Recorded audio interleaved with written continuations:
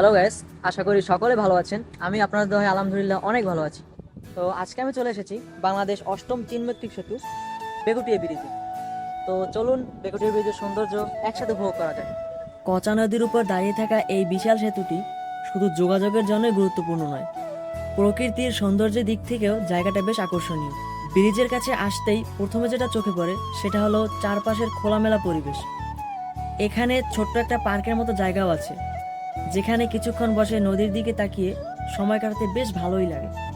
একদিকে বিশাল ব্রিজ, নিচে কচা নদীর পানি, আর চারপাশে সবুজের সমারোহ।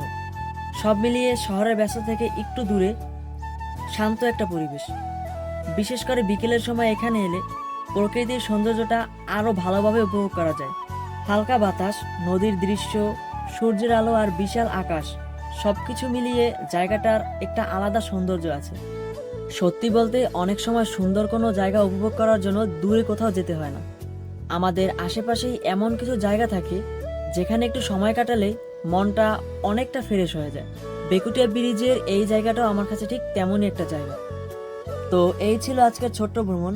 জায়গাটা আপনাদের কাছে কেমন লাগলো কমেন্টে জানাবেন। আবার দেখা হবে নতুন কোনো জায়গা নিয়ে। ততক্ষণ পর্যন্ত ভালো থাকুন আর ঘুরতে থাকুন। আল্লাহ হাফেজ।